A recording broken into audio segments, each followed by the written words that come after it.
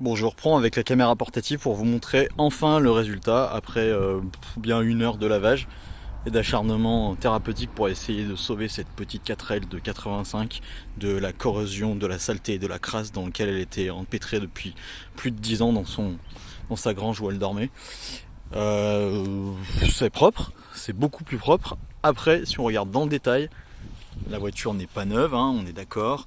Il y a de la rouille ici, il y a de la rouille par là, il y a des petits pocs un peu de partout sur la carrosserie, il y a des beaux autocollants dégueulasses un peu de partout qu'il faut enlever pour éviter que ça fasse trop dégueulasse comme c'est ici.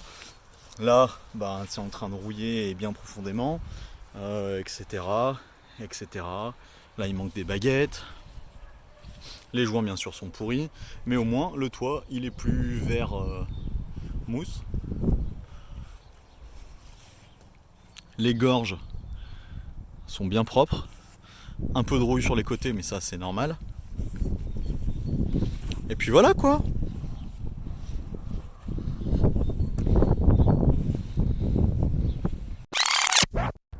Salut, si toi aussi tu as une 4L comme moi derrière avec le capot qui est bloqué, en fait, que tu as comme un abruti fermé ce capot trop fort, comme si c'était une voiture récente alors que la voiture a 30 ans, cette vidéo est faite pour toi.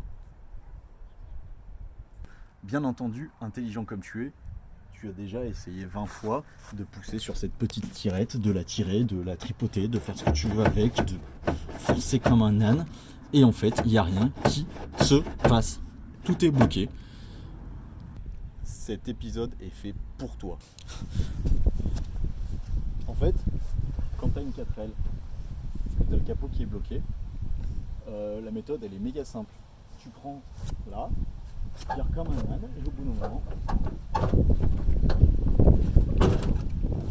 magie, ça marche. Et là, c'est le drame.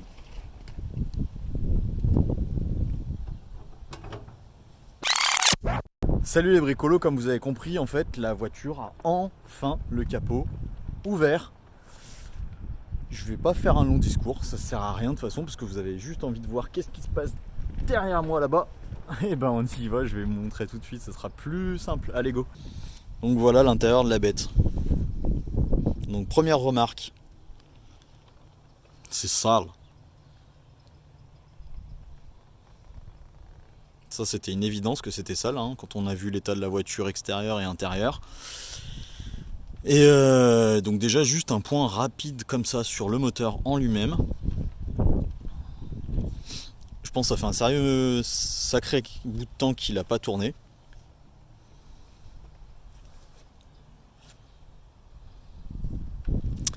Pour la simple et bonne raison, c'est que ici, normalement il y a une durite. Ici, il y a une durite qui doit sûrement aller là à là.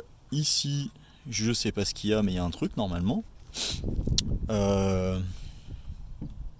Ici, il y a des animaux qui ont dû vivre, je pense. Là, il y a des câbles qui ont été mangés également par des animaux ou des humains qui avaient très très faim. Ici, pareil, il y a des animaux qui ont vécu. Ah, là il y avait une durite aussi qui a été coupée. C'est net, précis, coupé. Là le reste des câbles qui ont été mangés par des petits animaux. Et de l'autre côté, même constat. On voit mieux les nids de bestioles. On voit mieux que c'est dégueulasse. Il y a un petit peu de rouille sur le cache-cubuteur ici, mais c'est pas bien méchant. Comme là ici, il y a de la rouille. Mais bon, on est là pour refaire tout ça au propre. Particularité, plastique d'origine. Non, cochonnerie pas d'origine plutôt. Comme on voit juste derrière moi, il y a du travail. Pour commencer simplement, je vais passer un coup de Karcher, parce que le Karcher ça enlève la merde. Et avec mes mains, je vais continuer d'enlever la merde et les trucs dégueulasses.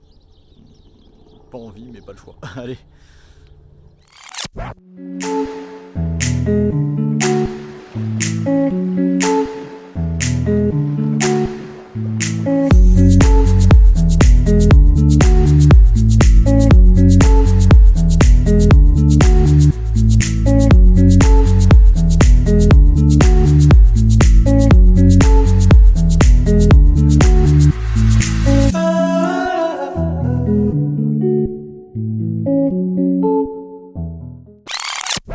Et voilà une bonne chose de faite.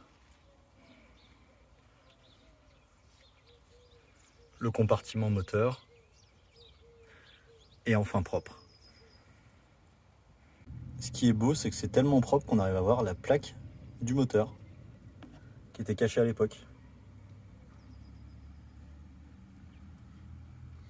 Et comme vous voyez, les nids de bestioles, et c'est fini. La surprise, vous voyez le jaune ici là, tout le long.